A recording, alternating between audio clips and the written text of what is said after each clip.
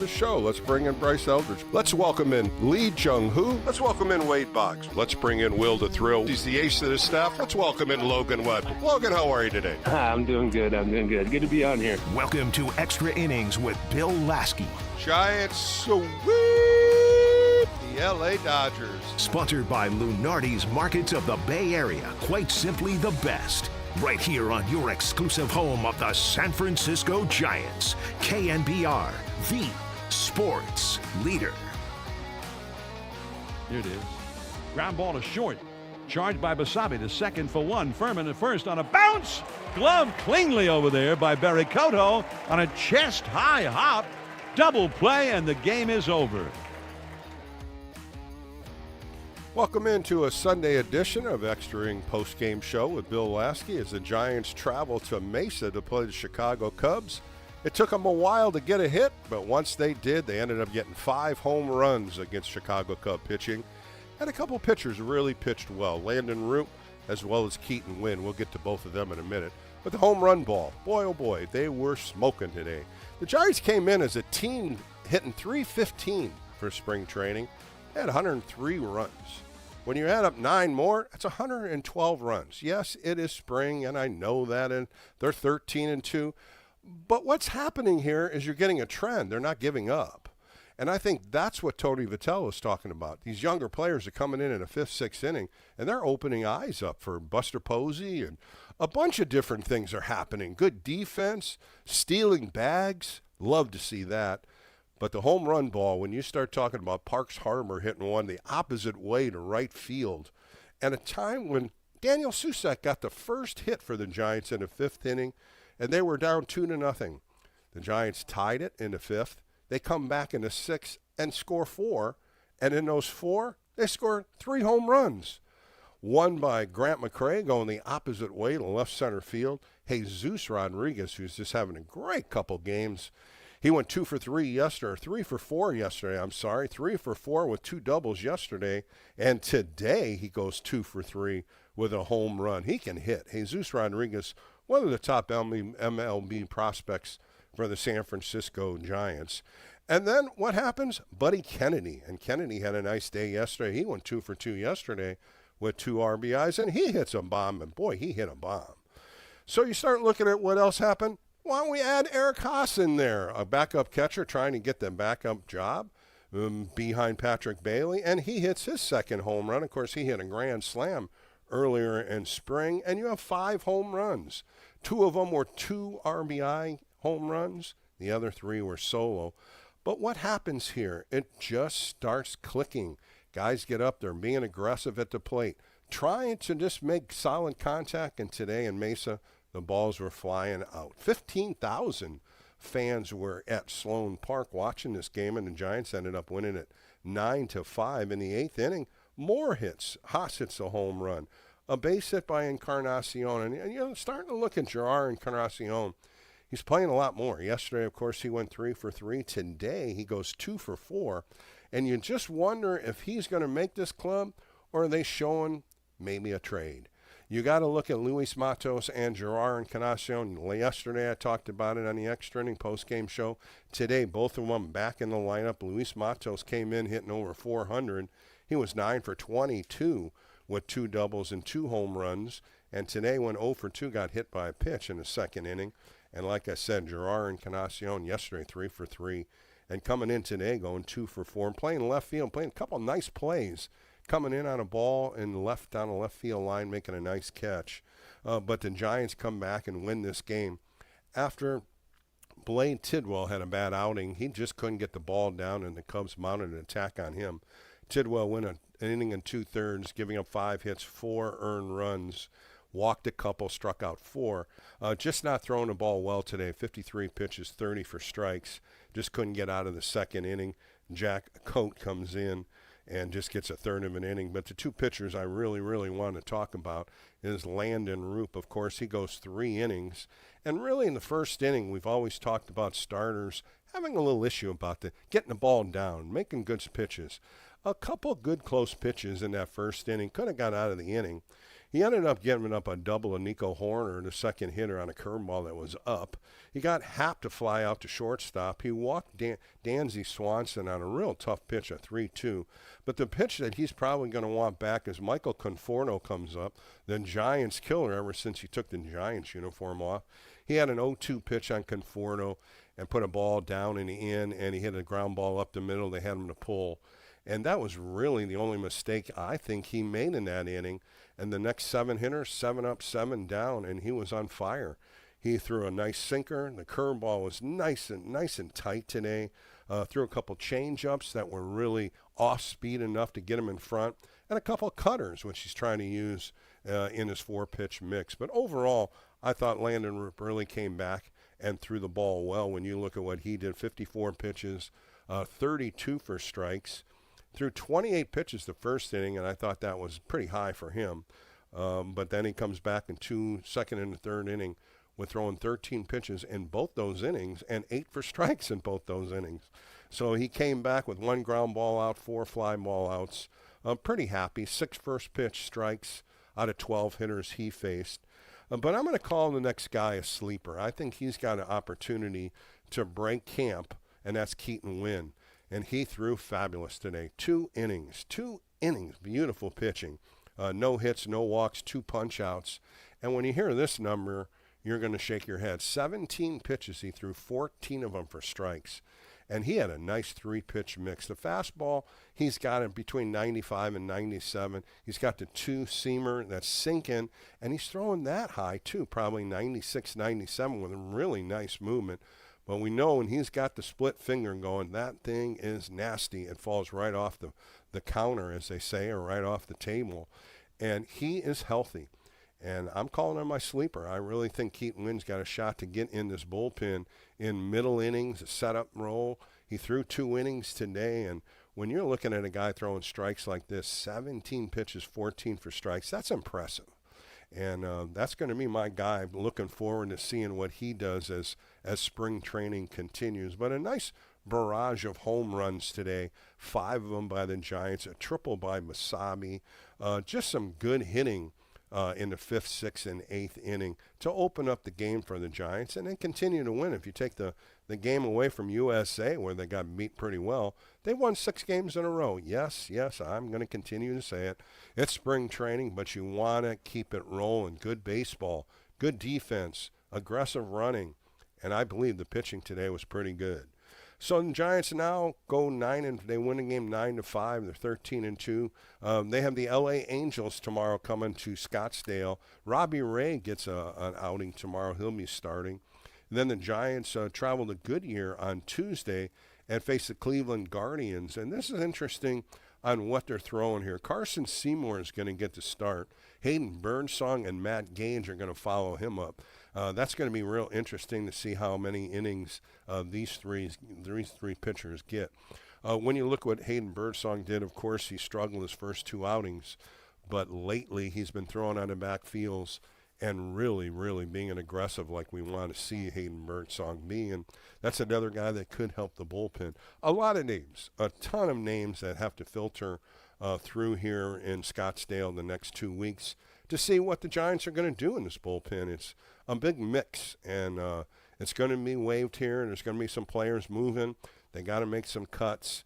The Cubs made a lot of cuts today, and I'm sure the Giants will too here as we get down to less than 2 weeks before the Giants break camp, and they play that exhibition game in Sacramento on March 22nd. All right, my name's Bill Laskey. This is the Extra Inning Post-Game Show. 415-808 KNBR. Let's talk some Giants baseball this afternoon. Got a couple of great interviews later on today. I caught up with Alex Berg. Of course, he's the catching coach, but he's got a new job now with the San Francisco Giants. We'll talk to him about that. And then Hbert Cabrera. He's been with the Giants over 10 years as a fundamental coach, a defensive specialist. Yesterday he was coaching first base in Scottsdale, and I sat down with him to find out what he's learning from Ron Washington and other things that he's learning in big league camp. So both those interviews later today, but let's start off and get the phone calls ringing. It's a beautiful day here in San Francisco. The Giants are 13-2 in Arizona. A great win again today. coming from behind and beat the Cubs. We'll take a quick break, come right back with more right here on KNBR, the sports leader.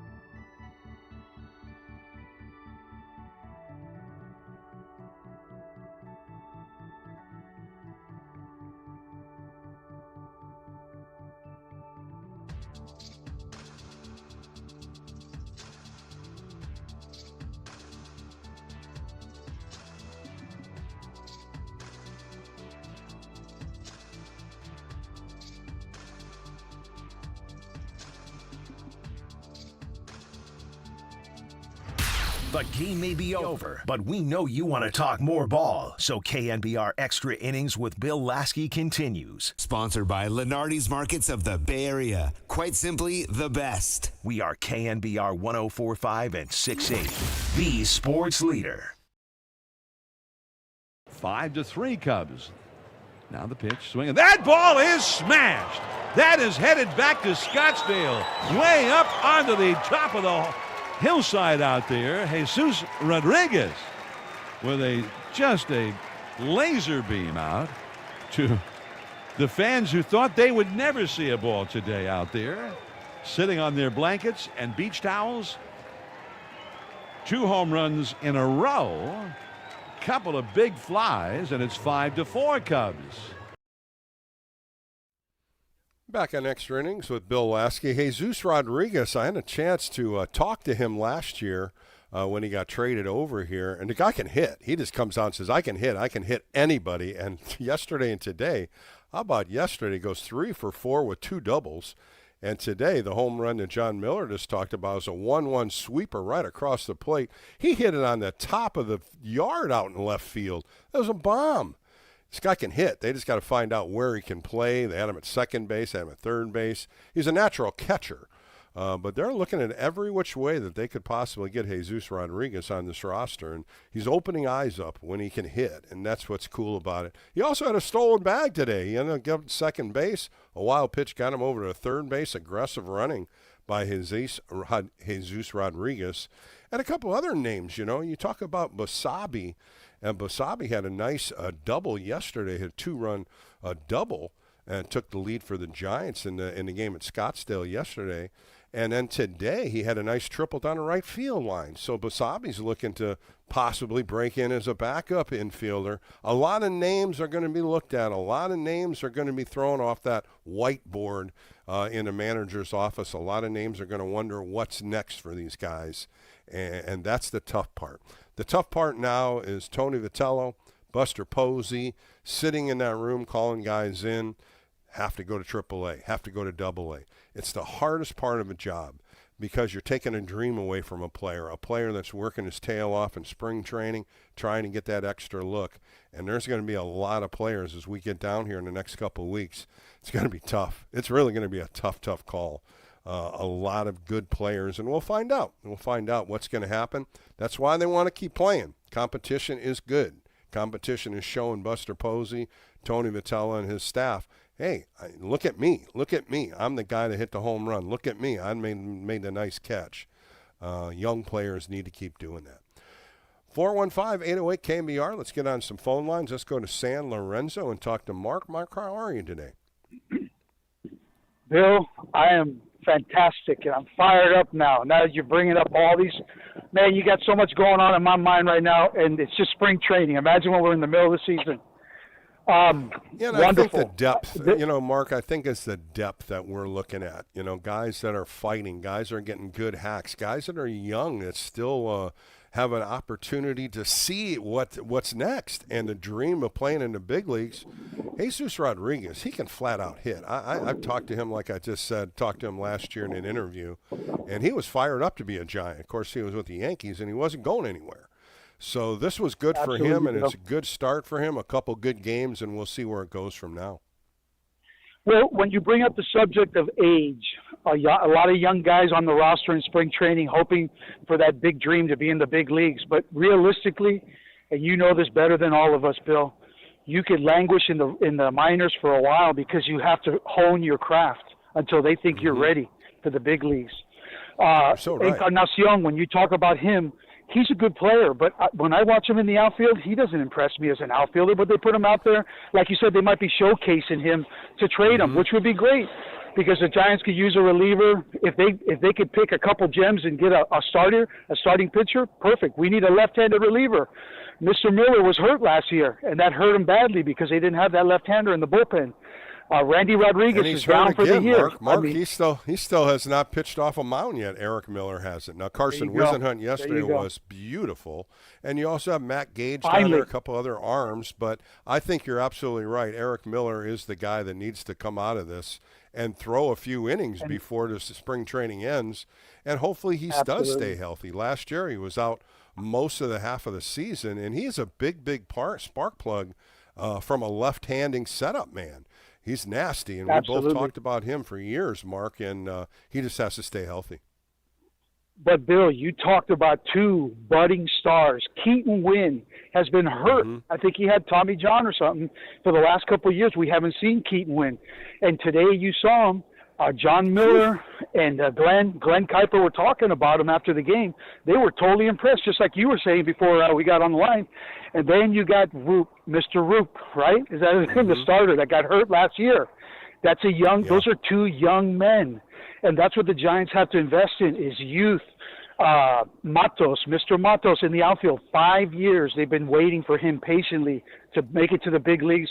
And they compared him to Helio Ramos, right? He was waiting for his turn, and he finally got it, and he's producing. Yeah. I would not get rid of Matos. His options are all gone. You cannot put him on waivers because for all we know the Dodgers will pick that dude up and make him a superstar. So we don't want let's that. not. Hopefully that won't happen, like Mark. Let's stop that thought real quick. Possible. But you're Anything's absolutely right. possible. You Luis know that, Bill. Matos. Yeah, Anything. Luis Matos is playing into fighting for that fourth outfield position. Encarnacion, I have to agree with you, and I don't like agreeing about a guy that's his misfortune is not a good outfielder. He just doesn't have good routes.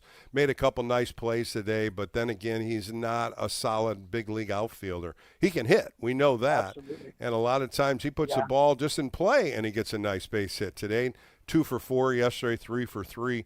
I don't know where they're going to put him in there unless Bryce Eldridge goes back to AAA and they use Encarnacion as a right-handed DH. These are all things that are going to square up here in the next 2 weeks. Yep. Bill, listening to Marty this morning, that's exactly what him and Mr. Who's the guy he talks with, the young guy? Kerry Crowley? Crowley, yes, sir. Kerry Crowley. So they were discussing. Yeah, Kerry Crowley. Yes, Terry Crowley. They were discussing Eldridge. Eldridge has options, Bill. They don't need to bring him up yet. They can let him. Well, and that's what stops all. Mark, that's what stops all the moves right there. If you have an option and you can take them and it's not going to hurt you, you don't want to lose the guys that don't have options. You just mentioned it. Absolutely. You look at Encarnacion, you look at Matos. Both these guys don't have any options left. If they get sent down, they become free agents. Somebody will pick them up, and you lose them. And both of these guys are valuable, but I just don't know where both of them fit in. I can see Matos fitting in as your fourth outfielder. I just don't know where Encarnacion's going to fit in. That's why I said he's played a lot of games. He's been playing a lot of these games since the whole outfield's gone to WBC. And now you look at him and you look at saying, hey, he might be somebody they could trade. Somebody may want to pick him up as a DH because I just don't see him as a regular outfielder. Absolutely. Now, Bill, the last Rodriguez that you were talking about, is that his name, Rodriguez? The young guy that hit the homer? Or what? Jesus Rodriguez. Now, you said he's a catcher by trade. He is. Can you imagine That's having what they a backup traded. They catcher traded him like for that? being a catcher. Yeah, they traded him because he was a catcher, but now he played third base, he played second base. They're trying to find a position this kid can play because he can flat out rake. 2 for 2 yesterday, or 2 for 3 was it yesterday? 3 for 4 yesterday, I'm sorry. And then today he goes 2 for 3. But the guy just rakes. He goes the opposite way. The power home run today was way up on the grass in Mesa. And this is the guy that wants to compete. And I just don't know where he fits in. It's going to be a big question mark on how Buster is going to look at this roster and what stays, what goes to Sacramento. And Sacramento is going to have a hitting team if some of these guys go down there. But Bill, isn't that a wonderful problem to have? Oh, for sure. No doubt about it, Mark. But hey, good call, Mark. Thanks for calling. It's always a pleasure talking to you, and we'll be talking to you as the season goes on, no question. Let's go to Mike. He's in San Francisco. Mike, you're on the Extra Innings with Bill Laskey this afternoon. How are you doing on a beautiful day? Oh, I'm doing great. I get to watch baseball, all the guys together under one roof playing. I don't have to watch 2 games today. I like watching my minor league baseball Giants too. But calling in admittedly to gush a little bit about Grant McCray, Bill, the guy has made the adjustments. He's only struck out 3 times this spring. He sure has. And, I'm glad you brought that up, Mike, and- because he has really got a good eye now, and he's worked at it. You and I talked about this years ago. He was swinging just to swing. Now, boy, he can take a ball an inch off the plate. He knows the strike zone. Hit that ball to left center field for his first home run. He's got speed. He's good in the outfield. And here's another guy fighting for a position. Yeah, exactly. Even the ball he hit, you could tell he wasn't swinging for the fences because the helmet came off his head. Remember, he fixed it, and he took off down the first baseline like he was trying to stretch it into a double. But I saw the same really thing thought, between second and third. You saw the bald head. He didn't have a helmet on, but he was flying because he didn't think that ball was going to go out. For sure. The other thing is Keaton Wynn. I mean, I haven't seen a more dominant performance from Keaton Wynn ever, and it was impressive. You know, like you said. Well, do you remember when he first strikes, came up, Mike, when he pitches? threw that gem in Toronto? He was on fire with that split finger, overloading the fastball, high elevated fastball, the sinker. Today, boy, he was – how about that? 17 pitches he threw, 14 of them for strikes. He was hitting corners, elevated fastball, split finger. I mean, that was just everything. 3 up, 3 down. 3 up, 3 down. Just 2 immaculate innings. Yeah, beautiful. And got to see my first Jesus Rodriguez home run. That was great. What do you think about him, Mike? I want to wish you a good day, Bill. Hold on, Mike. What do you think about Jesus Rodriguez? You like him? Oh, yeah. You know, we had our eye on what he could do when he was traded for. And, you know, I tried watching him in the minors. I didn't see him hit a home run, but I saw the batting stance. I saw the toes pointed back towards the backstop, and I was just like, what is going on here? But the guy just puts the ball all over the field. And kind of a smaller guy. The range on him, trying to play infield. He's a smaller guy, got power. But, boy, he hit a bomb today, Mike. That ball was really hit well. Oh, that took off. So Definitely. let me ask you one more question before you take off, Mike. Do you think Keaton Wynn's got a good shot out of this bullpen the way he threw today? It was impressive. Definitely, we need him. We need a breakout from some of our young talent and Keaton's been around a while, and he's always had the stuff. It hasn't turned into the stats on the back of the baseball card yet, but. And I don't think he's really fit a role, though, Mike. Don't you think? Don't you think he hasn't had a role yet? A starting pitcher or a bullpen guy. Then he went back to AAA, became a starter again. I think they can use him in that middle and long relief. For him. Yeah. Sorry for over talking, but I do it too. I apologize. It's okay.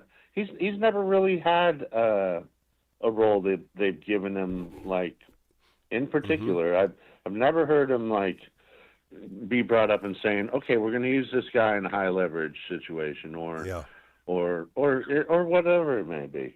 So middle innings, when you look at middle innings, I think that's where he could fit in that 6th, 7th, 8th inning to try to get 1 or 2 innings out of him because he can go in length. Yeah. I just think he's my sleeper right now because his bullpen's got so many arms. Nobody's really talking about who's in favor of them, who's not. And it's going to be a good competition. Killian. Yeah, I could talk to you about Khalib Killian and what's my man's name? Will Bednar. Those guys are right there at the back, on the outside looking in, and both of them have a shot too. But what are their roles? The other one too that's kind of been a sleeper too, Mike, is JT Brubaker. Brubaker's been throwing really well in spring training. Threw 3 good innings yesterday. Gave up a home run, but he's been putting zeros on the board. And then you could even look at Carson Seymour or Trevor McDonald. These guys are young guys that Trevor McDonald's just been throwing lights out. You just don't know where they fit in, and I think that's what has to come out here in the next couple of weeks. It's got to figure out where can I put these guys in that bullpen and who's going to come out. Is it going to be Jose Budo? Is it going to be Spencer Bivens? Guys that were there last year, are they going to be pushed out? We don't know. We need the structure, Bill. We definitely need to find the structure. I agree. I agree. I agree with Jeremy Affeldt said the other day. I talked about it yesterday a little bit. These guys have to have roles. You can't just put a whole bunch of guys down there and going, tomorrow you're going to be middle, tomorrow you're going to be long. They have to have roles so they can connect. They know what innings they come in. They mentally prepare for it. And they have to get this together. For sure, Bill. Thanks for the call, Mike. Always good stuff talking to you, my friend. Let's go to Palo Alto and talk to Bruce. Bruce, you're on Extra Innings with Bill Laskey. How are you today? Hey, good, Bill. Good to talk to you again. First time I've called in, I guess, this season, and you did a great job last season, and I know we'll continue in 26. But I'm glad you guys mentioned McDonald towards the end of that conversation, because I think I see 11-man pitching staff going into the season. They've got a lot of off days. I can't imagine they're going to need more than 11. And they've got those concerns, as you have discussed, related to options for Matos and Encarnacion. I want to get to that. But I think the last two slots come down to three pitchers of the 11, and that's McDonald, Wisenhunt, well, I should say four, McDonald, Wisenhunt, Fulmer, and Wynn for two slots, 4 for 2. I think right now, based on how they've been pitching, it's going to be McDonald and Wynn. I think the reason being about Wisenhunt, they're looking at him still as a starter. I mean, I don't know if he has the overwhelming stuff to strike out guys in a 7th or 8th inning role, and I think they'd only use him there because they don't really have a left-handed reliever right now. So I see him going down and starting every 5th day. Fulmer, I've always liked ever since he was Rookie of the Year with Detroit years ago. And he's had a good spring. McDonald, you've talked about, he maybe has been the big surprise arm of, along with Wynn, of this camp. I don't know how you feel, but I think the 11 are Bivens, Budo, Hauer, Molly, Webb, Ray, Roop, Walker, and then I've got down McDonald, Wynn, Fulmer, and that makes 11. Who do you have on the left side? Who did you have? Eric Miller as your lefty down the Well, I don't have. Yes, that's the problem. I mean, right now I see them trading you got for Matt Gage down there, Bruce. You got Matt Gage down there. You got Eric Miller, Juan Sanchez. He's getting eyes on him too. No. I agree with you. The problem is I don't have any faith in Gage. He hasn't looked that good. Wisenhunt I talked about, I see him as a starter. Sanchez I like. I meant to bring him up. He's pitched infrequently this spring, but has looked great every time he's pitched, and he looked great last spring until he got hurt. I think they're going to go after one of a couple of guys because I think these two guys are available, and they're older guys. One is a guy that pitched for Bochy the last couple of years in Texas, or last year in Texas, is Danny Colombe, Coloumbe. He's 36. I can't imagine he would cost much in the way of Giants prospect capital. And the other is Jojo Romero, of a little bit younger, of St. Louis, and they're rebuilding. So it seems to me, I'd hate to see him go, Bill, but it seems to me so logical that Casey Schmidt should be playing third base for his career's sake. And they need a third baseman since they traded Arenado. Yeah. If they could trade Schmidt over to St. Louis and get somebody like Romero and maybe a young prospect who's not top level, but certainly better than average to go with Romero, I think Casey Schmidt has trade value. Yeah, there's some options there, no question. And you had Casey playing shortstop, second base. They're showing him playing first base. They're really using him in every utility role. His name was being shopped over there before spring training when you were talking about Arenado going to Arizona. Casey Schmidt's name was brought up that St. Louis was looking at. There are going to be some moves here, no question, Bruce. There's going to be some moves here. And there's some arms down in this bullpen that need to continue to throw to see where all this outlines. But you got a good staff there, what you brought. But I'm still looking at one or two lefties. They have to get a couple lefties in that bullpen. Eric Miller's going to be down there. He's had a slow start in spring training. a lower stiff back. He's going to be back in here. I just don't know where Matt Gage or Juan Sanchez fits in, if they are going to use one or both of them.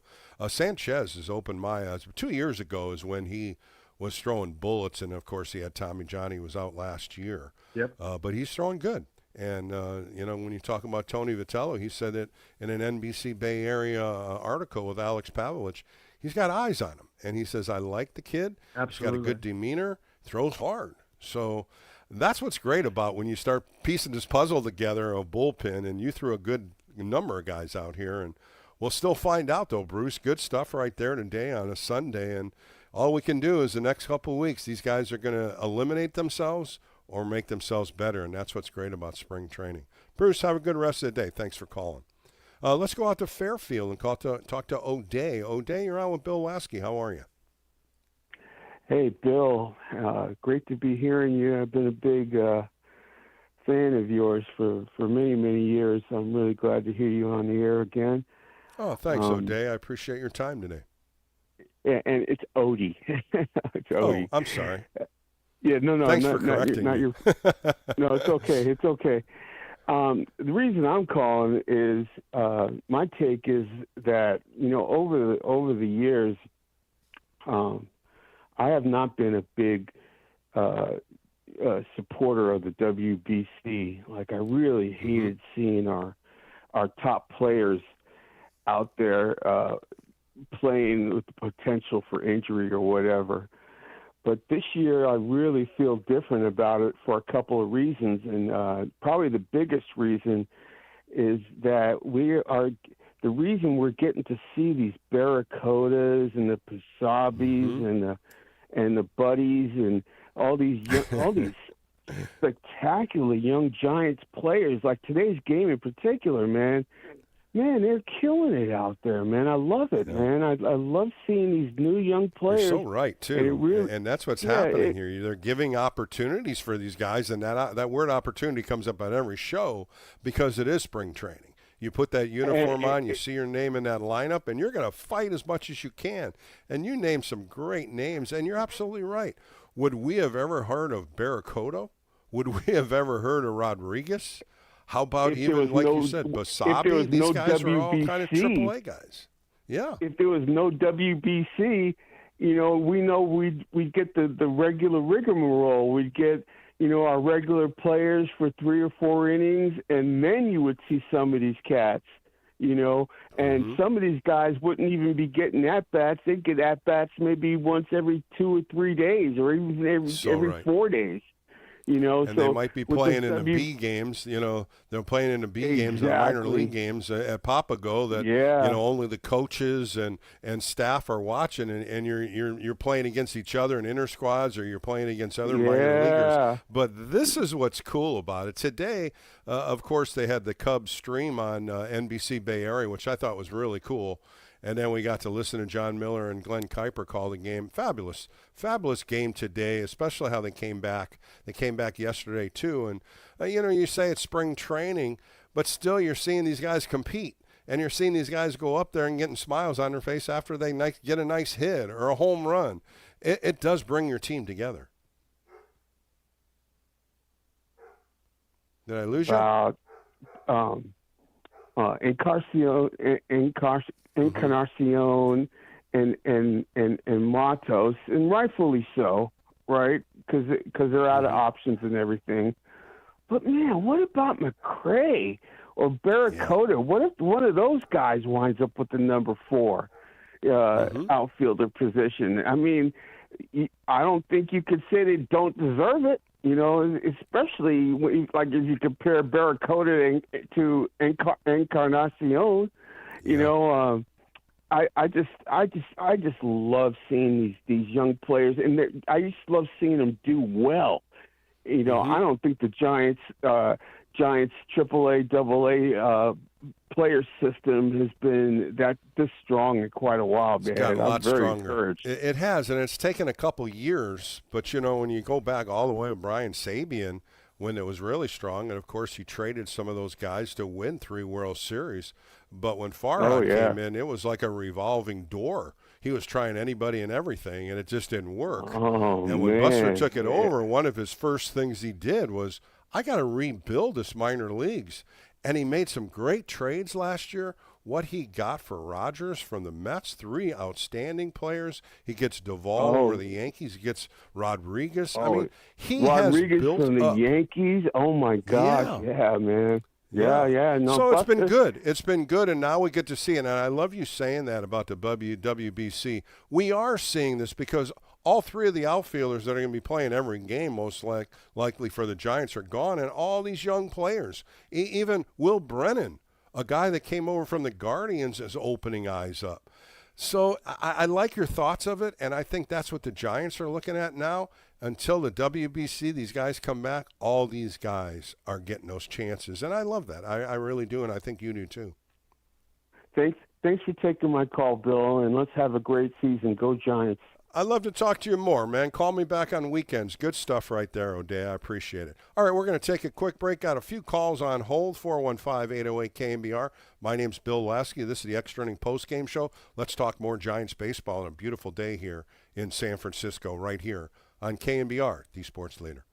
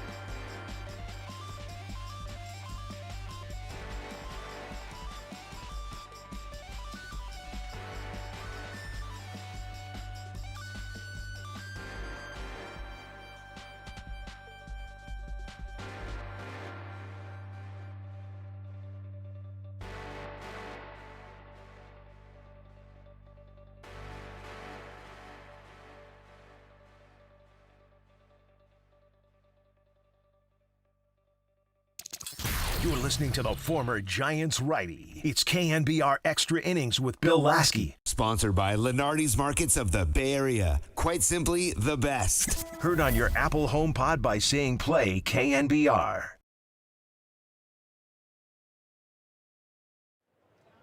Again, Schultz ready, delivers, swing, and there's a high fly ball into deep left center. Well, back there is McCormick at the wall. He looks up. Adios, pelota. To the opposite field, Grant McCray launches one out of here. All right, back on the Extra Inning Post-Game Show. Bill Laskey on KNBR. Grant McCray with a solo home run. Jesus Rodriguez with a solo home run. A couple two-run home runs by Parks Harbor. And, of course, Buddy Kennedy. Boy, these guys are just names that you never heard of before, but they sure are putting the ball in play and knocking them out of the yard. Just some good young players that we're seeing play every day, and I love that. That's why, I say this about Tony Vitello. He's a young manager, and I think that's what may sway some of these competitions about giving a guy a shot. And we don't know. We're guessing like everybody else, but I've had a couple thoughts about Casey Schmidt. The caller called about Casey Schmidt possibly getting traded. I've had a couple text messages here saying, no, that's not going to happen for a left-handed reliever. And I'm going to have to agree with that, too. I just don't see the Giants getting rid of Casey Schmidt for any left-hand reliever. I think they got enough to get through it. I think the bullpen right now, they have to start bringing some guys in certain scenarios and figuring out where they fit in. I keep bringing this up, but it's so important to know your role in the bullpen. And this is a big question mark. This is about the only thing you're seeing except for some of the battles in some of the positions, a fourth outfielder, a couple backup infielders, a backup catcher. But it's coming down to 2 weeks, and the Giants are playing so good at 13-2, and these decisions are going to get tougher. We're going to probably have a break at camp here today or tomorrow. Most likely tomorrow they'll have some cuts where they will take some guys out of big league camp and push them down in AAA, and they will be optioned out. But then you're going to start seeing some battles one-on-one and see what happens. And the bullpen's got to be the big mark right here. And Eric Miller, I keep talking about Eric Miller not being able to throw yet, and he's a big plus on that left side. I don't think we have to worry about him. A stiff lower back, he is throwing pretty well out of the bullpen. He's going to get in a game this week. That's a big plus if he can come in and manufacture some quick outs and get on a roll here in the next couple weeks. 415-808-KNBR if you want to get on the phone lines. Let's go to Ray. He's in Washington. Ray, you're on with Bill Laskey. How are you today? Hey, Bill. Thanks for having me on. I'm doing well. I got a question for you. First, let's just say the Giants will win the World Series this year. Let's get that out of the way. All right. I love that. Wanted to talk Be positive, Ray. Be positive. Every single year. Anyway, what I want to ask you about is I want to echo what I think his name was Odie said about the the BC. Yeah. The WBC. I was the same way, and then now I'm glad. I mean, I feel that the Giants have a lot of really, really good AA, AAA players for our future, either by trade or by calling up. And that also, when thinking about that, it made me think, well, this is pivotal for Buster Posey. I want to get your opinion on how do you think Buster Posey will handle this. I mean, he's early in his career in the front office. How do you feel like he can handle this, and how will he handle this? And will Tony V have any input? Well, I tell you, Ray, Tony V is going to have input. He's your manager. He's no question. He's watching these games. He traveled yesterday to Arizona to watch the young team play. I think he's got eyes on some young players, and I think that's what we want to see. We want to see a mix of older players and younger players because that teaches the younger players a different role at the big league level. You look at Daniel Susac, who I believe could win the battle. Eric Haas is a veteran catcher, played with 4 different big league teams. So who do you sway to? Do you go to Daniel Susac, who they picked up in a trade from Minnesota? He was a Rule 5 player, or do you go with the veteran Eric Haas? I think that's what they're looking at in all different parts. You look at Encarnacion at first base. Do you look at Bryce Eldridge at first base? So you see what I'm going at? You got a young and an older player that could fit in. You go out in the outfield. You have Grant McCray, Luis Matos, 2 young players that could play all 3 positions in the outfield. Matos is out of options. McCray does have options. I really believe it's going to come down in the last couple of weeks on how hot these guys get. Matos is playing well, Encarnacion is playing well, but it comes down to the last couple of weeks when all these minor league pitchers are not pitching. You're going to have extended arms in the rotations now pitching 3, 4, 5 innings. Look what the Cubs did today. The first 6 innings, they had a new pitcher every inning. And you look at, a Maton, a Milner, a Little, guys that are going to be in the big leagues with the Cubs, they pitched really well. So I think that's where the competition is going to go. That's why I think you're going to see Matos and Encarnacion get more opportunities, and we talked about it. The WBC's giving them that. All right. Thanks a lot. Ray, thanks for the call. Let's go to Rick in Hayward. Rick, Giants win today. Of course, it's spring training, but yet some eyes on some young players. What'd you think? Well, I enjoyed the game. I actually watched today's game on TV, but I couldn't sync up the John and Glenn broadcast, so that was kind of strange. Anyways, that doesn't mean nothing. Looking at today's game and looking what we're all talking about today is roster construction, young versus old. I think the answer to the young versus old is if you don't want to lose the player that's on the fringe and he's got options, he's going down to start the season, because that way you can look at the older player first if the older player is performing. And like you just said, performing against minor leaguers is a lot different than performing against professional in MLB pitchers. And so far, a lot of these 113 runs have been scored against minor leaguers that aren't going to perform in the majors.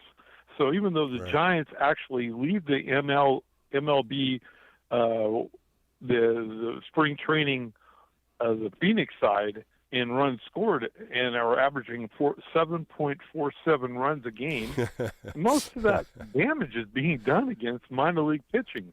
So I agree with you. And it's always in that middle innings. It's the 5th, 6th, 7th innings, Rick, and today played that role. Like I said, when you look at what the Cubs threw out there the first 3, 4 innings, every one of those guys are going to be in the Cubs bullpen, and they shut the Giants out till the 5th inning until Susac finally got a double. And they were no hit, and they were overmatched with some of these pitchers, and they're going to be your bullpen of the Cubs. So you're going to have to throw these guys into the mix in those front part of the games. But now you're going to start seeing pitchers, and you've seen this, Rick, in years where the starters go a little further. Landon Root went 2, 3 innings today. You're going to see him go 4, 5, and the same thing. You're going to see Robbie Ray throw tomorrow, 3 or 4 innings. So you're going to see the competition start, figuring out who's going to win, who's going to lose, where do they fit in. But I think all these extra players are going to be a big, big question mark for everybody on that Giants staff. Now, what we talked about yesterday, which was roster construction, who stays, who goes, I think a lot of this could be pushed out even into the regular season with those stupid off days that we have on Thursday and Sunday. Totally which means that we could add an extra bat to the beginning of the season in lieu of an arm or something like that, and push that decision out a few days. Also, a lot of people got to remember this: a non-roster player like a Sanchez, a Bednar, a Fulmer, or a Killian, those 4 pitchers who are doing really good, or even Haas, the backup catcher, would require the Giants cut a 40-man roster player. And I don't know if they're willing to do that. Right now we got 43 men on the 40-man roster with Wick, Foley, and Rodriguez on the 60-day. And who knows, maybe Miller, maybe Hinch just go on to the 60-day. That's a valid point, Rick, and you're absolutely right, because those guys have to come on that 40-man roster, which means you're going to have moves to replace them, and those are big concerns if you got a player that could come off the roster and a player picks them up on waivers. That's where you lose a valuable player. Yeah, exactly. Does anybody want to lose somebody like a Matos at the beginning of the year because a younger player with options is playing better? Yeah. I mean, Rick, I brought this up. Playing good too. Yeah, I brought this up the other day, and might have been last weekend, and I was saying the same thing with the off days. Logan Webb's going to start your game on the 25th. If you go 5 days out, he pitches on the 30th against the Padres. That means only 3 starters are going to pitch. So where are they going to do? How are they going to work that to get a 5-man rotation? Who's going to be pushed out of it? And those 2 off days really are concerns, as you said, a roster construction. How do they move that? How do they get those guys in? What pitchers could work and what starters are going to get pushed back? That's a concern for me, because I think your 5 starters have to go out and compete, and you can't just drop one of them when they're going 4, 5, 6 innings in spring training. All of a sudden, okay, hold on, you got 7 days now till you pitch. It's going to be a concern, and it's going to be, see how they're going to construct that. Well, one of the things that I kind of laugh about when people, the Giants right now are 13-2. Well, we just brought up the fact that most of those players a lot of those runs that the Giants are scoring are against minor league pitchers. That's why I don't look at the minor league, the spring training record as any indicator of how the season is going to go. What we're talking about is more an indicator. How do you build this roster? How do you get these batters that are the biggest producers on your team, the most at-bats in the season? How do you get these pitchers that are going to be... Well, it's all player evaluation. I think that's what you're talking about. Player evaluation is what you want. These guys are, 4 for 9, or you look at Matos, 9 for 22 coming into the game today. Those guys are going to get a little bit more evaluation because there's a dead end if he doesn't make the team. The younger guys, man, I'm happy to see some of these young guys doing what they do. And I think when you look at a record, it's 13-2. But you're winning. You're keeping that confidence within the organization. And it's the guys that are going to go to AAA and AA that are going to say, hey, I was at big league camp. I know what's up there. Sure, I faced a guy in AAA or maybe faced a big leaguer in one at bat. But they're seeing the game. And to watch the game, it's eyes and understanding what's at the big league level. That is so important, Rick, for any player, pitcher, and even coaches that are up there for the very first time. And I think that's what you want to see to continue winning. They talk about, what if they were 2-13, Bill? How would you talk? Well, yeah, you would be concerned. But winning is winning. I don't care where you play, spring training. Yeah, you want to push that into the season. Rick, you and I have talked about the beginning of the season. They have a tough schedule. They play the Yankees. They play the Padres. They play the Mets. They play the Phillies. That is going to be a grueling part of the first 2 weeks of the season. And they got to just continue to keep playing and be healthy. I think that's the biggest thing, Rick. Bill, question for you before I let you go. Who do you think is going to be the DH? Boy, and I'm really like Bryce Eldridge, but he's inconsistent right now. That's what I'm seeing out of him. Sure, you look at 3 doubles, a triple, a home run, 5 RBIs in 11 games. Today, the lefty blew him away with a nice curveball, strike 3, and then a nice slider where he swung out of the zone and punched out twice. Does he hit lefties? He said earlier, yeah, I like hitting off lefties. And does he fit into this role? I think he does. But then you're going to lose somebody if he does. So all these calls today, he has options, and I think that's what they're going to sway him with. If they can make a trade for an Encarnacion somewhere, these players are going to be really, really gauged on and looked at the next couple of weeks. And we'll find out, Rick. Next weekend's another week of baseball, and we'll find out what's going to happen. They're coming up here on March 22nd. First game's March 25th. They have to have a roster made by then. But, again, thanks for your call. Good stuff once again, Rick.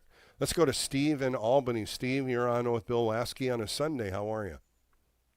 Bill, thanks a lot. Appreciate your call and all the feedback you're getting from the audience and then your responses. And I totally agree about the culture of winning. I mean, I get the other side about, the level of competition, but at the same time, you don't have a choice on who you're playing. You could be playing the Little Sisters of the Poor CYO League team, and if you do well, that's a good thing, and you instill the sense of winning and that kind of thing.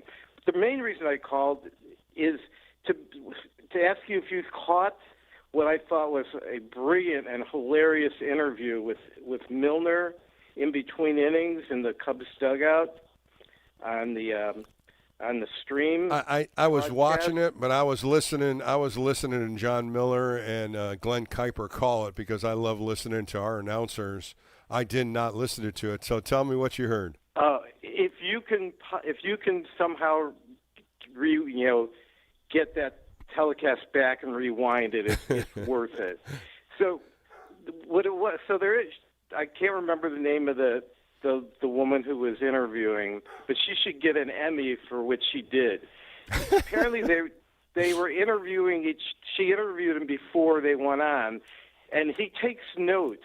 Like in spring, every year he takes notes of the things he needs to improve on, the adjustments he makes, based on what the pitching coaches tell him and feedback he gets. Because he forgets things from year to year because there's 4 months in between, the end of the season and spring training. So what they did, so first he's talking about it. And you go, well, I was, not turning my right hip quite enough, and I wasn't reaching back. And then she goes, oh, we happen to take a photo of your notes.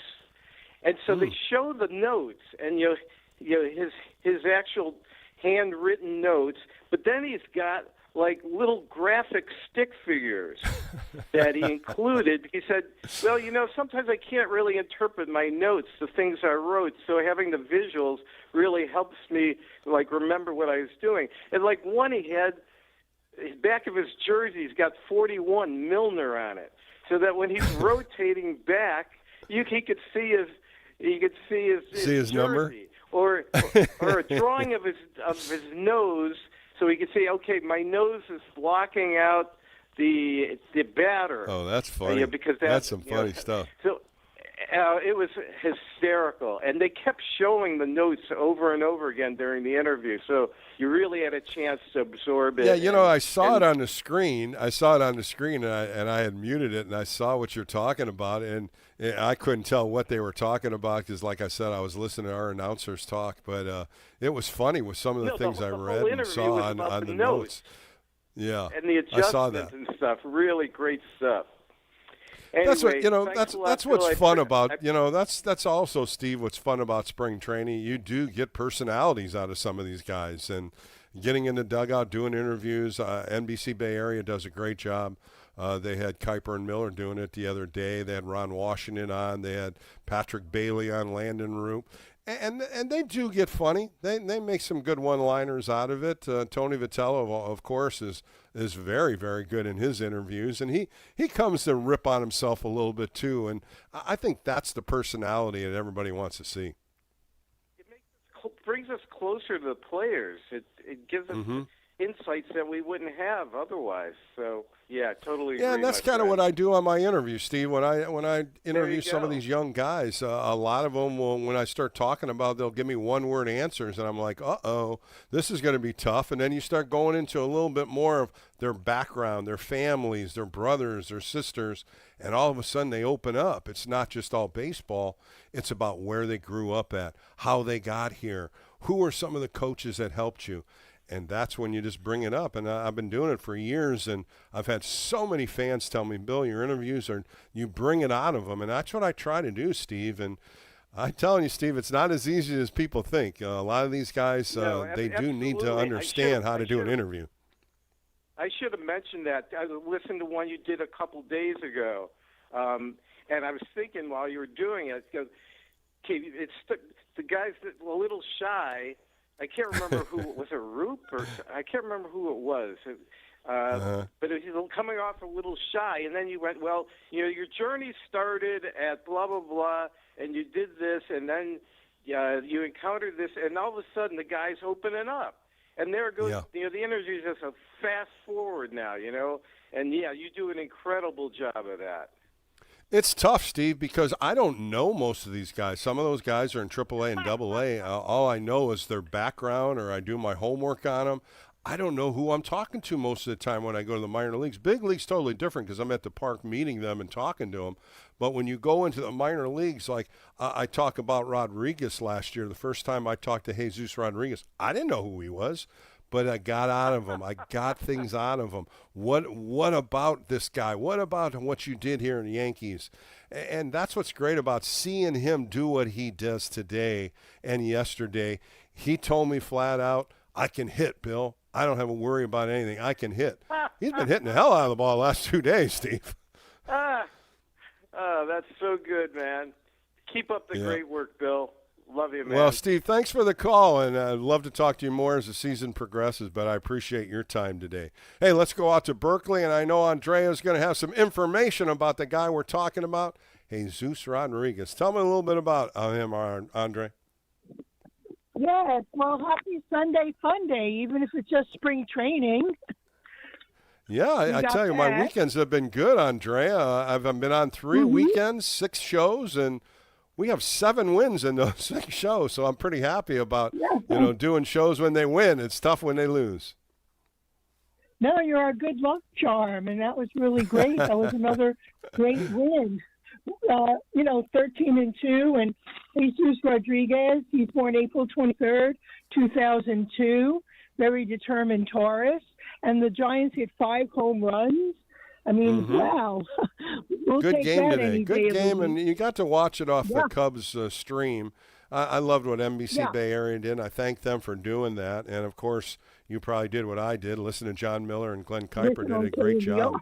Listening to them and talking Giants baseball, but you got to watch another game, and I think all Giants fans wanted to see that. Of course, yesterday it was on, but we are interested in this 2026 team. A lot of great calls today and yesterday about what are they going to do, how are all these decisions going to be made, and we just have to sit back and watch. There are 2 weeks left, and a lot of good baseball ahead of them, and there's going to be some tough decisions. Yes, and Mercury retrograde till March 20th, so review, rethink, reassess.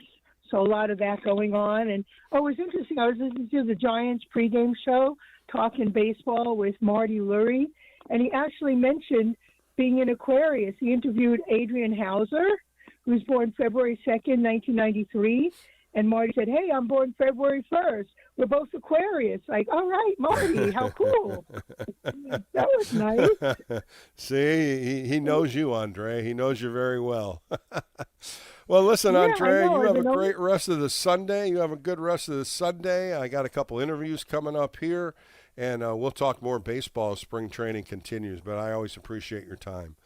Giants win today, 9-5 in Mesa. They beat the Cubs. They came from behind in a 5-2 lead by the Cubs, and they scored 4 in the 6th with 3 home runs, and they scored 3 more in the 8th to open the game up. And they won their 13th game. They're 13-2 for spring training. Tomorrow, the LA Angels come to Scottsdale. Robbie Ray takes the hill. And then on Tuesday, the Giants go over to Goodyear and play the Cleveland Guardians. Carson Seymour is going to get the start. Hayden Burnsong is going to come behind him, and Matt Gage. And I get to do some sport phone shows this week. I'll be on tomorrow. KNBR has me hosting the sport phone show. That's going to be on from 7 to 8:30. And then on Tuesday, a longer show, 6 to 9:30. So you'll have a little of Bill Laskey on the KNBR sports phones, and I'll have my good friend Kyle Haar producing those shows, but I have a lot of good guests on both those shows coming up. All right, we're going to take a quick break and come back with Alex Berg. He's been a catching coach for the Giants the last 3 years. He has a new role now. We'll find out a little bit more of that, and that's coming up next right here on KNBR, the Sports Leader.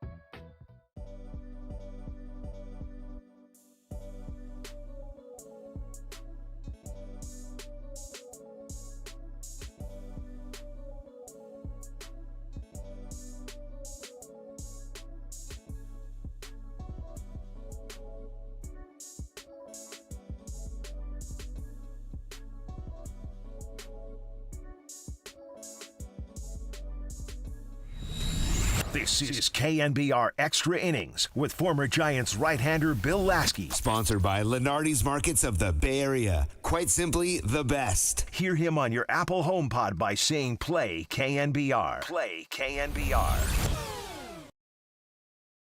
Welcome back to the Extra Inning Post-Game Show with Bill Laskey. I'm delighted to bring a guest back on the show.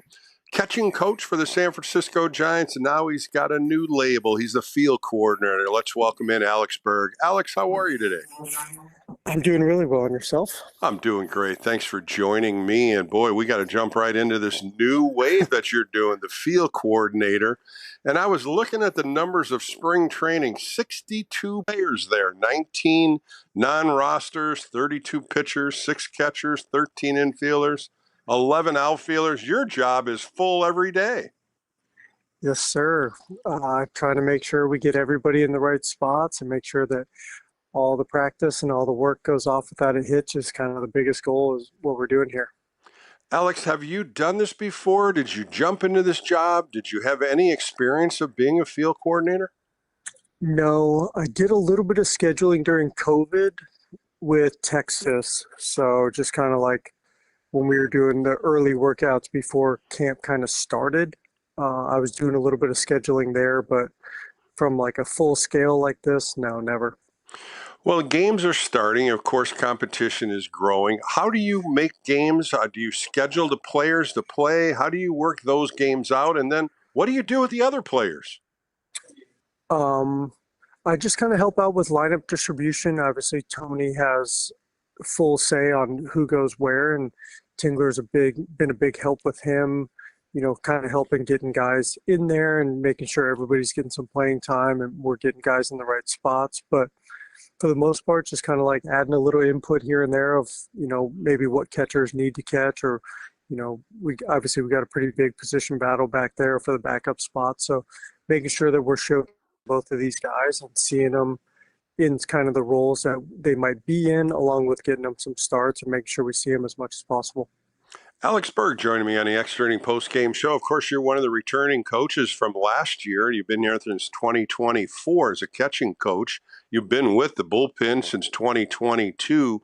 A new vibe, a new leader in Tony Vitello, and a good coaching staff that he's put together. Tell me a little bit about what's going on in that coaching room. Yeah, it's been tremendous. I think it's fun to see new faces and hear some different opinions on things. And we have a great mix of old and young, and experience and inexperience, and it's been a lot of fun to just kind of hear the chatter that goes around the coaches' locker room. And obviously that's all led by Tony, and he's been tremendous at kind of making sure everybody's heard and everybody has the ability to give their opinion, and it's been a lot of fun. Alex, you got a lot of returning players coming back. You got a lot of young players. You got some minor leaguers. How are they moving forward with a whole new coaching staff? Are they accepting it? Yeah, I think they're having a great time. I think Tony brings energy every day, and they know that he's here for a reason. Buster wouldn't hire somebody that wasn't fully qualified and ready to lead this team, and I think they're taking to it.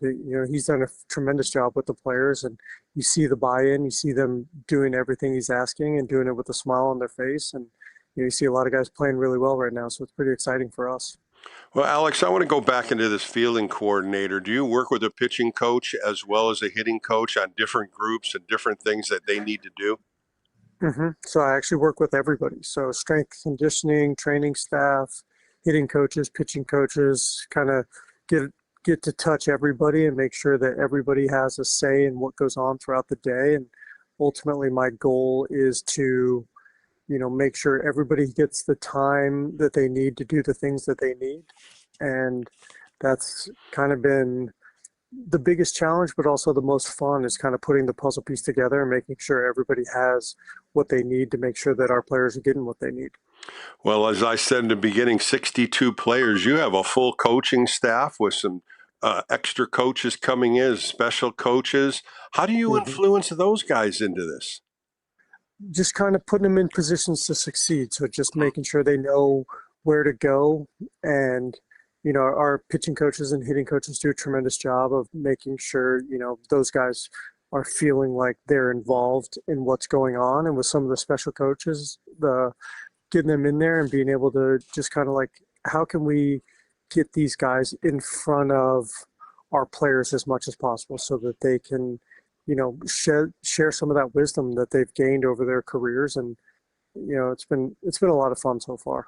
Alex, the Giants put a nice tweet out there, a little info commercial about you and what you do as a fielding coordinator.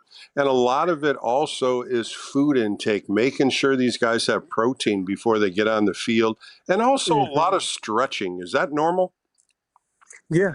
I think, again, this is something where I think people don't really realize when you're putting together the schedule, like everything starts with nutrition and making sure these guys are fed before they get on the field, and then making sure that they're ready to complete the activities we want them to complete. So, our strength and conditioning staff and our nutrition staff is incredibly important because, this is what really maintains their health. So the more that they're doing in the training room, the more that they're doing in the weight room, the more that they're stretching and getting ready to play, along with eating and making sure that they're getting the nutritional needs that they have. Those things are really, honestly, probably more important in terms of staying healthy than anything that actually goes on the field. That voice you hear in the Extra Inning post-game show is the bullpen coach, but he's also the field coordinator through spring training, Alex Berg. One of the things I saw in this video is with the pitchers, and this was probably the video done when the pitchers and catchers were there early. And there was a part that you call the playground where they're throwing balls against the wall, kind of a weighted ball, different things like that. Are most of the pitchers doing that now besides the bands? Yeah, so most of our pitchers will go out there and we have tons of things. So like if the guys don't want to throw a plyo ball or a weighted ball, they can do some water bag stuff. We have medicine balls out there. We have a ton of different activities or a ton of different tools out there for them to get activated to throw. You know, our biggest thing is like, you don't just wander out there and throw a baseball. There's a bunch of things that have to happen that go into it before you throw the ball. And we want to make sure that they have their own area to do that, and where they can feel safe to kind of try any products or any tools that they want. And for the guys that know what they need, we'll have those tools out there as well for them. Now, the one thing that pitchers do, PFPs, pitchers fielding practices, hasn't changed in probably 50 years. But you guys do it differently. You do it differently, whether a pitcher's throwing a live BP or a bullpen, they kind of not do it that day. And then there's certain defensive drills you do with certain pitchers. How do you define that? So when the guys throw a pen, they're usually hot. So right after that, we'll send them out there and they'll do some sort of pickoff or some sort of PFP, whatever they need to work on. And then if they're pitching in the game that day or throwing like a live BP, then they won't be a part of that group. And then the guys that aren't throwing a side or aren't throwing in the game, those guys will do some sort of PFP, especially when it's team-based. We like to get everybody out there and kind of work through the whole process just so the pitchers can get used to fielding these balls with the defense, and also so our defense can kind of see who's a really good fielder, who's not, and what plays may I have to make or may I not have to make because this guy can really do it. Well, Alex, let's get into the part where you have been fantastic, and that's being a catching coach. And again, I'm going to congratulate you on Patrick Bailey winning his second Gold Glove. Last year we talked about it. You were raving about his defense. What did you see different from him last year, and what did he get better at? I don't know if he did anything different. I think he just continues to get better. I think he's gotten better in every aspect of the game. He obviously improved all of his numbers across the board, and was the leader in fielding run value for Baseball Savant. So just like a public metric, he boat raced the entire league in terms of not only just catchers but any defender. He was number one, and if you look at a few public metrics, he was number one in everything. So, I mean, this guy's a special defender. He's talented and he's hungry. He wants to be the best, and he continues to work at it. He continues to work hard and just kind of hone the craft. I think, he knows what makes him good, and he continues to just build on these things so that, this year, hopefully, obviously hope he stays healthy, but, if this guy catches a bunch, I mean, there's no stopping him. He's one of the most talented defenders I've ever seen. Well, you have a lot of young catchers in camp, and I think Patrick Bailey's probably the leader also, where you don't have to always be talking. Patrick, when he speaks, they probably all listen. I think that's one good thing about having him as a leader, as a catcher. Does he do those things in the bullpen? He does. I mean, he's very open to helping not only the young guys, but also some of our older guys in camp. I think he's learning his craft. I think if you had asked him 2 years ago, he wouldn't have known a lot of the things that he was doing back there. He just knew that he did them well.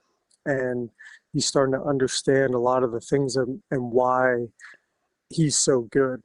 And he's able to kind of impart some of that wisdom and able to talk through some stuff with our other guys. And it's been fantastic. It's fun to watch. We got 6 catchers in camp, and the rapport between all of them is great. We have a blast every morning. We have a blast every day, kind of talking through catching, talking through the game. And, yeah, this is a wonderful group. Alex Berg joining me for a few more minutes on the Extra Inning post-game show. You talk about young catchers, and I've had an opportunity to interview a few of them. Daniel Susak, Jesus Rodriguez, Diego Cartella, 3 young catchers that are sponges. I bring up your name. Every one of them raves about you, Alex, and that's what I want to tell you. Each one of these guys are listening, learning, and working hard for you. And every one of them, when I mention your name, like I said, they have something good or to a point of, I wasn't this good, now I'm better. How do you protect yourself in teaching this to certain catchers, because they're all competing for one job or competing to get a AAA or AA job? That's your job to kind of teach their things, good and bad. I think in catching is the only position in the game where two guys have to play. You don't see any catcher play every single game. So these guys need each other. There's always two guys, sometimes there's three. And you have to work together. Like, they all know that they're competing with each other for at-bats and innings, but also, like, you have to help the other guy because he's going to help you. Mm-hmm. And my goal is for them to just, like, you're all in camp, we're all Giants. Like, our goal is to just get better. Like, not only are you playing for the Giants, but, you know, you could be playing for 29 other teams. You know, I think every single catcher in camp besides Patrick Bailey has been with another team. Mm-hmm. So you're always playing not only for the team that you're on, but you're playing for the 29 other clubs that are out there scouting and taking a peek, because, again, catchers are one of the weakest positions in the big leagues in terms of, like, it's hard to find a good one. Mm-hmm. And, you know, we got some good ones. And so people are going to be asking about them. And my goal is to help facilitate the work and make sure these guys are as good as they can possibly be, so that when they do get their opportunity, they're ready to shine. Well, Alex, they say your communication is spotless. You just talk about the good and the bad. And this is, like I said, you rave in to talk about the good and what they do, but you also rave in to say, hey, this is where you can improve on. When I was talking to Daniel Susek, as soon as he got traded over, he said one of the first calls I had was from Alex Berg, and it just took my attention completely to a catching coach. Do you do this with all your catchers? Do you communicate as well as you do? I try to. Mm-hmm. You know, I think when you get these guys, and, you know, especially a Rule 5 pick like that, obviously he's a little bit easier. I played with his older brother, and his older brother was a good friend of mine, so it's a little bit easier there. But yeah, with all these guys, like, you have to be transparent with them. You have to let them know, like, this is where you've struggled. This is what we're going to work on. This is where you're really good. We're going to continue to work there and continue to improve that to make your strength stronger. But, you know, our goal is to make the most well-rounded catchers. And the first way to do that is to know what you're not great at. Because if you don't know and nobody tells you, how are you supposed to work on it? So that's, for me, it's just trying to be as transparent with them as possible and go, like, here's what you're good at. Here's what you're not great at. Here's how we're going to work to get this part of your game better. And this is how we're going to work to continue to keep that part a strength of your game. And, you know, these guys have really taken to it, and it's been a blast for me. It's fun to show up to work every day with these guys. And if you could hear them just talk about you, they're accepting it, working at it, and every day they say, we just can't wait to put the gear on and work with Alex. And I think that's a test to you and how many years you've been doing this and how successful you've been. And I want to congratulate you on that. Oh, well, thank you. I mean, these guys they're great guys. I think that's a big part of it. Like, we don't have anybody that you wouldn't want to be around. Like, you know, I think about, if I had each one of these guys, like, I would be fully, you know, if I had a dog, like, I would be fully comfortable with all of them babysitting my dog. Or if I had a kid, like, I would be fully comfortable with all of them babysitting my kid, because they're all fantastic individuals. And like I said, they show up to work every day. All of them want to be great. And I think that makes it a lot easier for me too. Like, if they want to work, we have plenty of work to be done. It's which I've never had, but, you know, if you have guys that don't want to work, it becomes a little bit tougher to kind of get some of these points across. But yeah, we got a bunch of workers, a bunch of guys that want to be great, and like I said, it's been a blast. These guys have been fantastic. Well, Alex, I want to thank your time today. I mean, you reached out and gave me a little time today to talk catching and your new fielding coordinator job. And I just want to wish you luck again, another year coming around for the 2026 Giants, and good luck the rest of the spring. The Giants are doing well. Well, thank you so much. I look forward to seeing you during the season as well. That was Alex Berg on the Extra Inning Post-Game Show. More coming up right here on KNBR, the Sports Leader.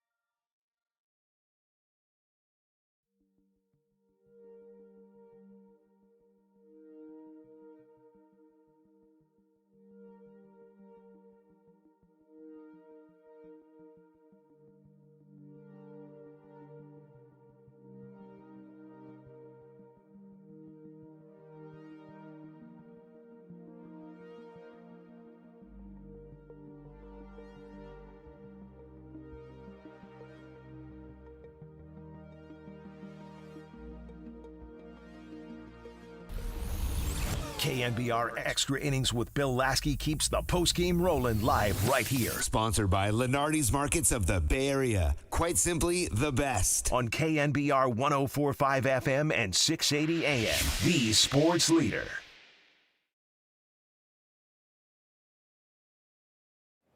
Oh, and 2 the count to Basabe. Now he drives one down the right field line, and that is into the corner. It might have been lost in the sun anyway by the Cubs right fielder Alcantara. He has to go in by the foul pole to dig it out. Coming around to score is the pinch runner Hill, and all the way around to third with a triple is Basabe. Triple and a run batted in, 8-5 Giants. Back on the Extra Inning post-game show on a Sunday evening.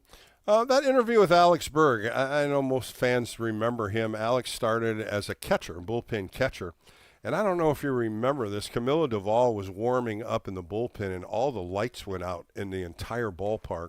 And Camilo had just thrown about 101 miles an hour fastball, and Alex Berg caught it. There was no lights on. He literally just saw a shadow, and he caught it. Everybody said, "How did you catch it? How did you know it was coming?" He says, "Really, I just saw a shadow of it." It went viral everywhere. It was everywhere. And talking to Alex last year, whenever I had him on before, he said, I had everybody ask me, "How did you do it? You know, you okay? Everything all right?" And he goes, "Yeah, I was okay.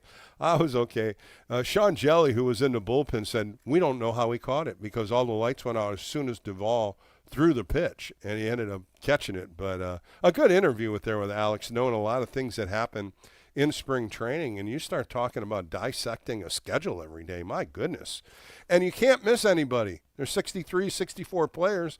You miss one guy, that guy's going to go, "Where am I supposed to go today?" So a tough job, and he's doing a great job. And it was a good interview, and I really enjoyed talking to him about some of the things that he does with catchers, and there's so many young catchers in this spring training. You know what? Giants win today. Great game today in Mesa. They won 9-5, 5 home runs by the San Francisco Giants. They were no hit till the 5th inning when Daniel Susak ended up getting a double. And then 2 hitters later, Parks Harmer hit his first home run, a 1-1 curveball, hit it out to right center field, a blast. It got the Giants back on the board to tie the game. The Cubs came back, scored 3 in the bottom of the 5th. The 6th inning, Giants exploded with home runs by McRae, Rodriguez, Kennedy, and then in the 8th inning, Haas hit one too. So a good all-around game for the San Francisco Giants. Some good pitching by Landon Roop and Keaton Wynn. And tomorrow they have the L.A. Angels coming into Scottsdale for a 105 game, and Robbie Ray takes the mound. All right, coming up next, Hbert Cabrera, a good friend of mine, played 8 years in Major League Baseball. He's been with the Giants for 10 years, 9 of them in Sacramento. He's at big league camp. He's a defensive coordinator. He's fundamentals. He loves teaching defense. And we sit down and talk about what he's done with Dave Brundage in the Sacramento Rivercats seasons, and what he likes to do, and how he works these players so they're comfortable with defense and moving their hands. But what fans don't understand, these guys come out so early. Dave Brundage was on yesterday. He gets at the ballpark at 10 or 11 in the morning, and he's leaving at 10, 11 at night. The minor leagues are just like the big leagues. These coaches live and die for baseball. They're there to teach, instruct, and talk.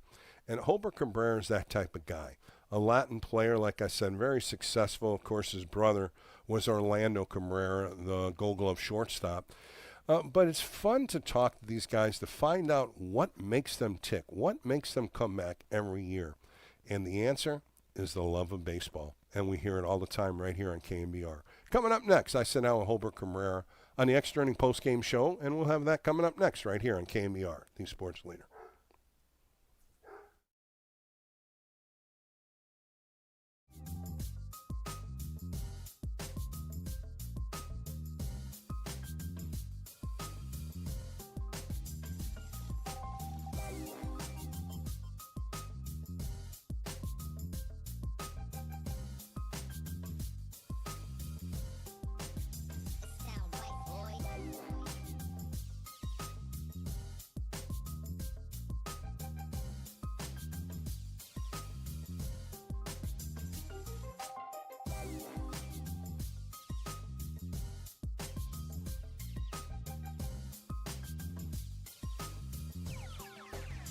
sound right, boys.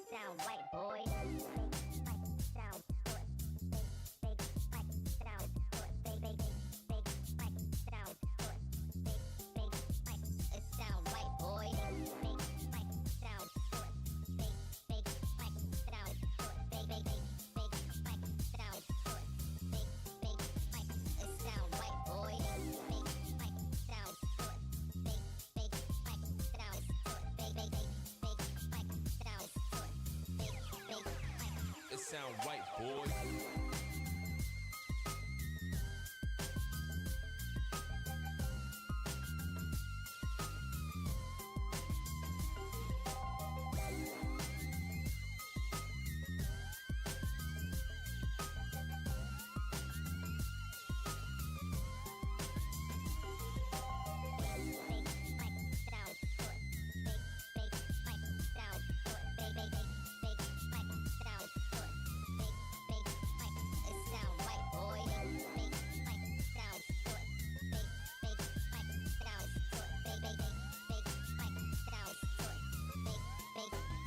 It sound right, boy.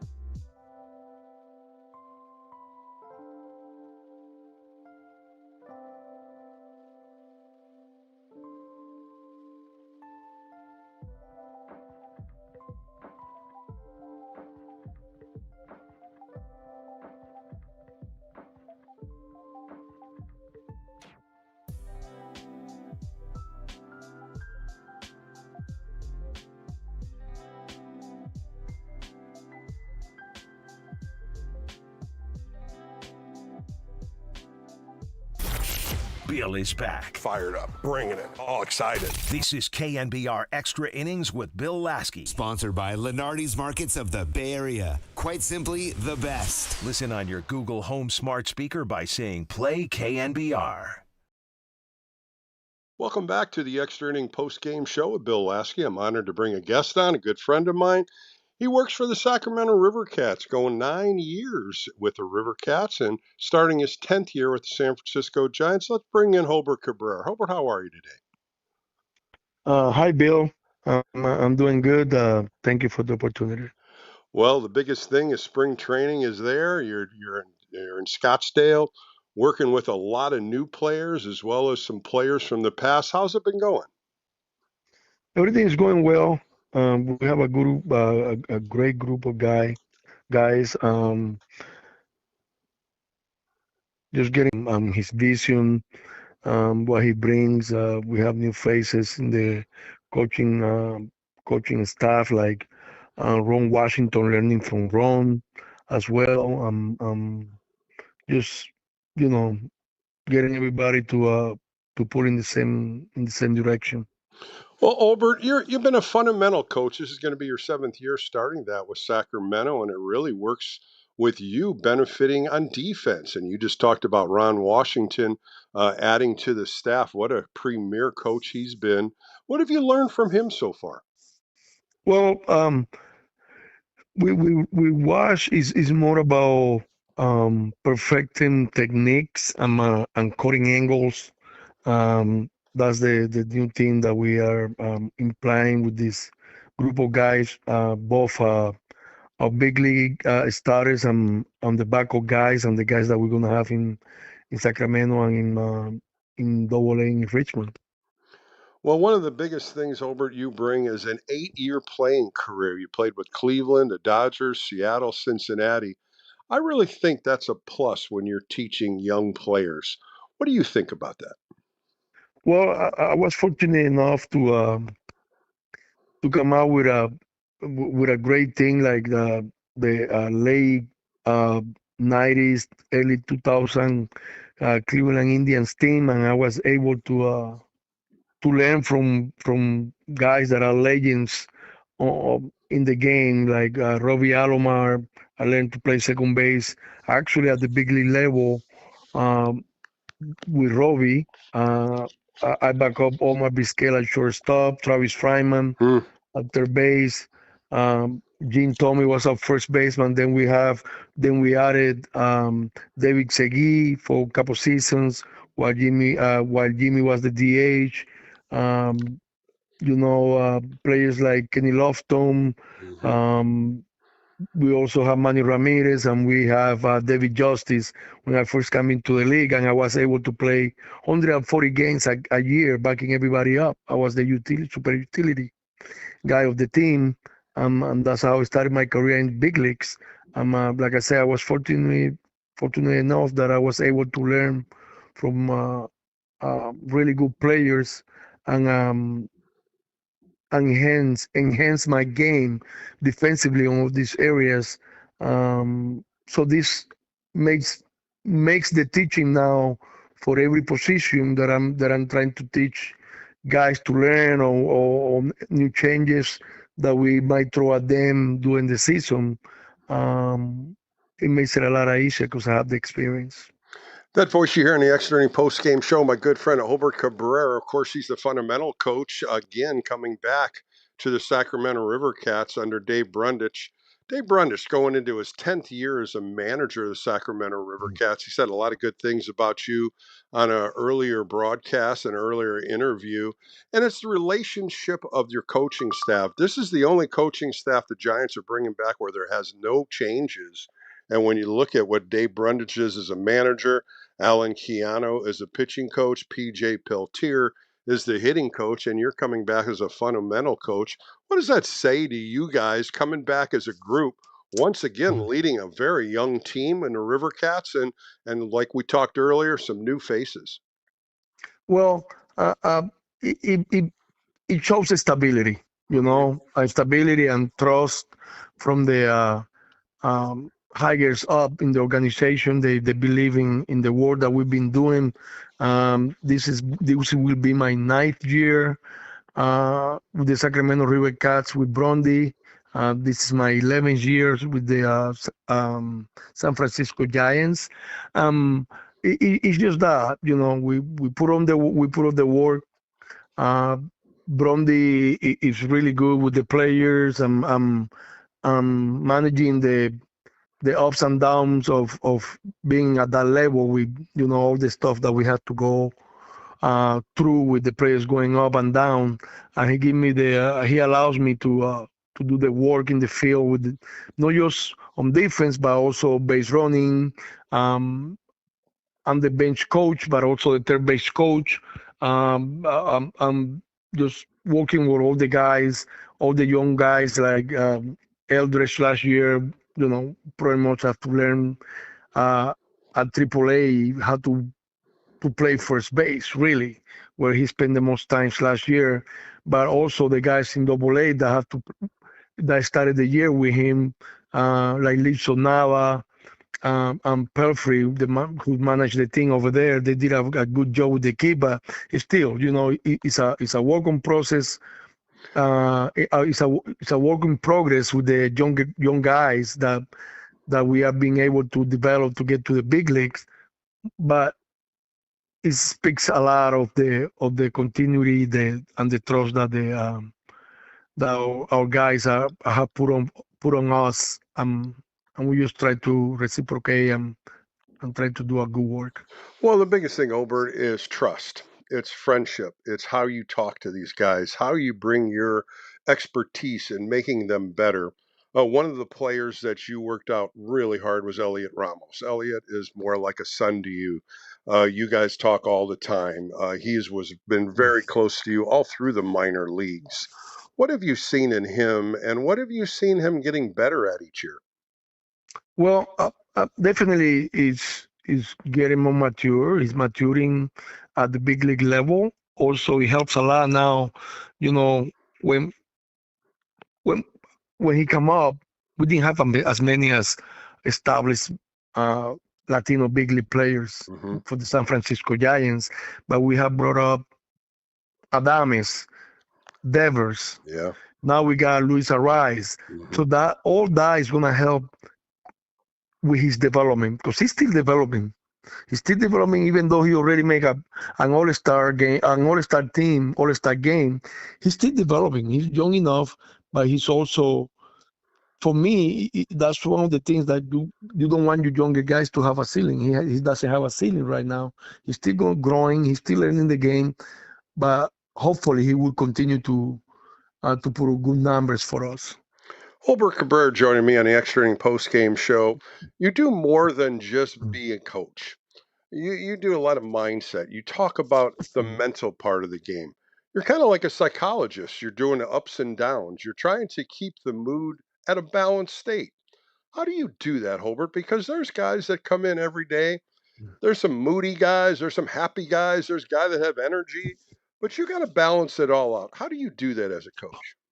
Well, like I say, Brondi allows me to do all these things. I'm working in the clubhouse a lot while he's in the phone with our general manager, with our president, with our minor league director, you know, having hard conversations with these people while I'm doing the dirty work behind closed doors. You know, I'm feeling what is going on in the clubhouse, how guys are acting, especially when guys get sent down. They hear stuff that they don't want to hear. They send down and they need to learn a new position or stuff like that. You know, the fact that I played for 22 years, I played 8.5 in the big leagues. I went to Japan. I came back to the big leagues, and I spent some time, you know, in AAA at times. So that experience alone helps a lot. You know, I'm plus it give you the veracity and the trust. You know, those young players, they can see themselves on you. So usually I go, hey, if I did that, you way better than I was. You can do it. It's just, you know, a matter of time. You just gotta manage the way this team, baseball goes sometimes. Just when you down here, you just try to get better. Yeah. You're trying to get better right here. Your numbers really don't count. It's what you do in the field to get better. So when you go to the big league the next time, you stay there longer. Well, Hbert, the biggest thing in baseball, I was a big league pitcher, you were an infielder and outfield, is repetition. How many times you catch that ball as a backhand? How many times you come in and feel that ball that's short to you? The bare hands, all different things that happen before the game starts, all the early work. How do you teach this in repetition thoughts about these guys where it just comes natural? Well, it really helps me a lot that I got a guy now like Ron Waters that he's with the big league club now at home, but once they leave for on the road, he comes down to and help me out in AAA, with all the experience that he has and all that knowledge. It's easy for me to do the work with the infielders and stuff because he's kind of like, he bring whatever he's hearing in the big leagues, in the meetings and whatever, then we know what we need to focus on and who we might be sending up if something come up. So we have ideas just like that because Ron is there in the field and in the dugout with the big league club. That helps a lot. But when it comes to repetition and all that kind of stuff that we're trying to teach, what we're trying to teach really is just routines, right? So like once you establish your routine, and they know what to expect from me, they show up to the ballpark, they know their schedule, they know what time they gotta be outside to do some kind of work with me.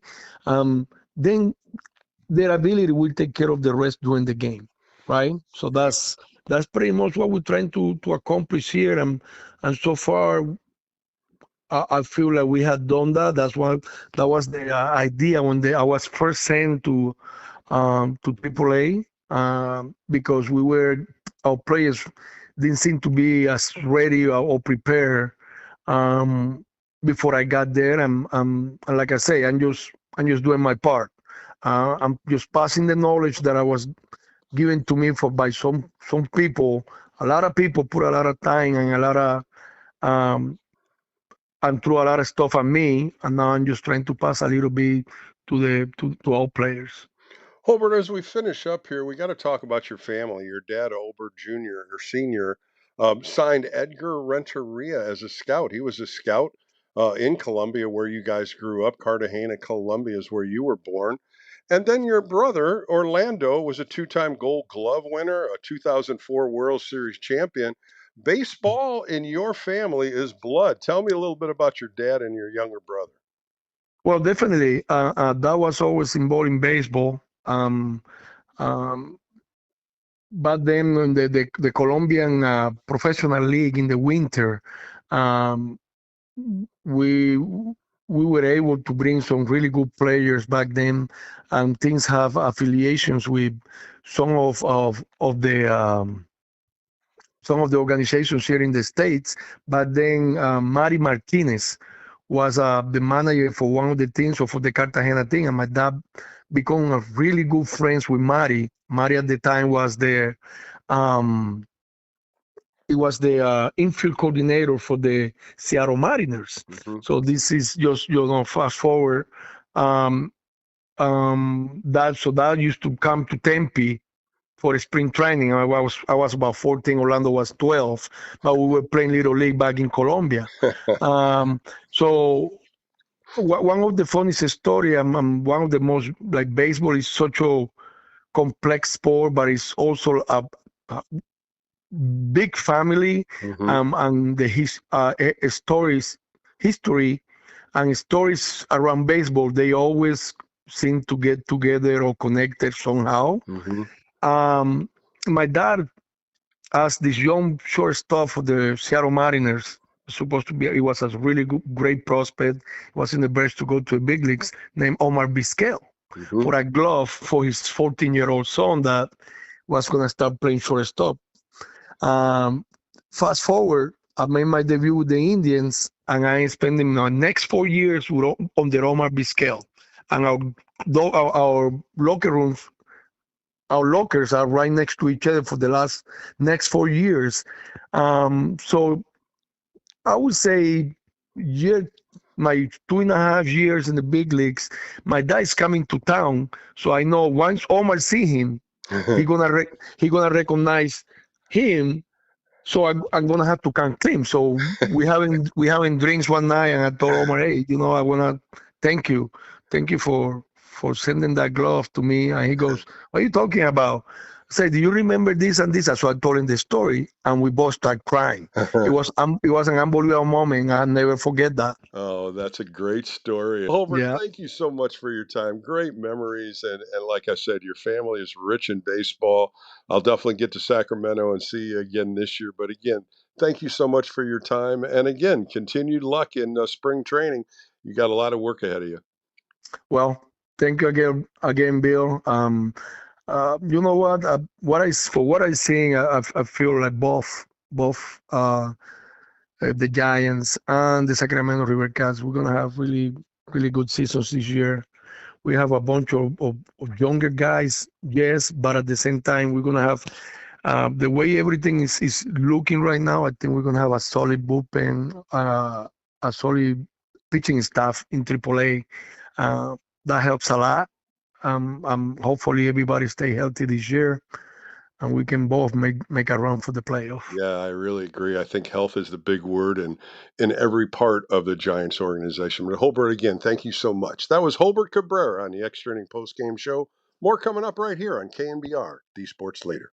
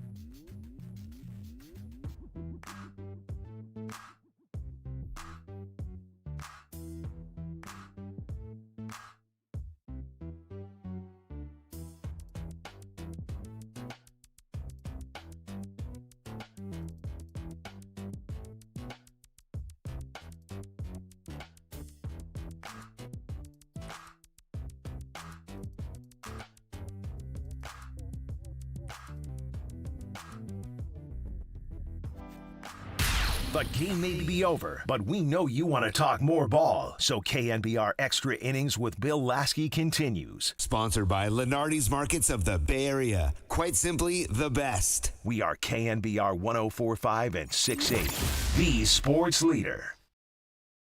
Welcome back to the Extra Inning postgame show as we close out a Sunday. Giants win in Mesa 9-5. They up their record to 13-2. Great start for the Orange and Black. I want to thank my guests today. Two good interviews, Alex Berg and Hbert Cabrera.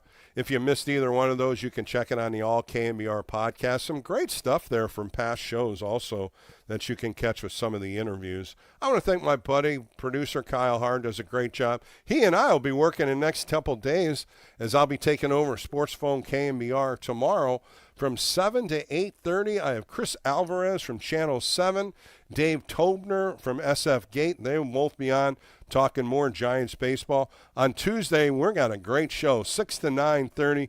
Got some great guests. I ended up talking to Juan Sanchez, the big lefty that had Tommy John a couple years ago. Erwin Higueras is going to join me, too, a little bit about Spanish baseball, and a few more folk.